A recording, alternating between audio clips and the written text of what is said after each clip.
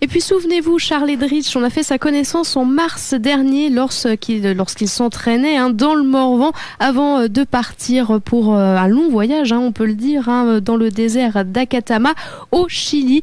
Un voyage d'ailleurs sans assistance. Il avait donc choisi le Morvan comme entraînement. On revient aujourd'hui sur son périple pour savoir où il en est. On l'écoute tout de suite.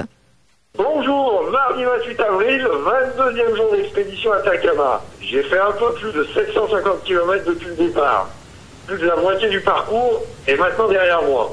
Depuis quelques jours, je suis en dehors de tous les chemins, de temps en temps quelques traces qui mènent souvent je ne sais où. Je chemine parfois sur une ancienne voie de terre désaffectée depuis bien longtemps qui servait pour les mines dans les années 1900.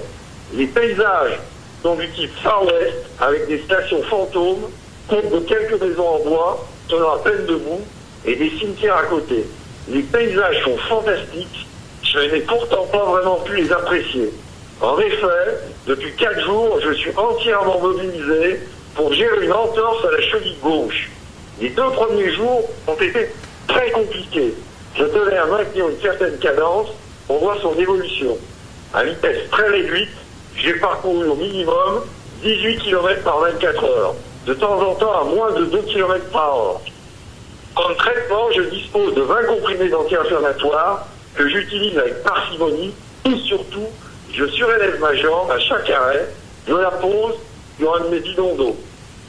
L'enflure a l'air de se stabiliser et la douleur est plus supportable.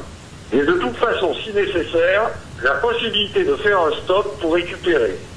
J'ai suffisamment de nourriture et d'eau pour envisager une pause jusqu'à 5 jours. Malgré cet obstacle, je suis en pleine forme et maintenant bien adapté à l'environnement.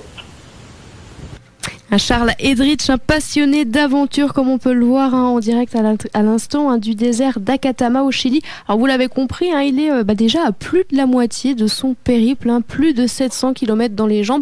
Alors on peut dire quand même qu'il faut du courage pour vivre une aventure comme celle-ci. Et puis à savoir que ce fameux désert où il se trouve, c'est le désert le plus haut du monde. Et le plus aride, il me semble. Et le plus aride, à un petit peu plus de 4000 mètres d'altitude quand même. Voilà, donc on espère et on pense qu'il va finir au bout de son aventure. En tout cas, il est très très motivé.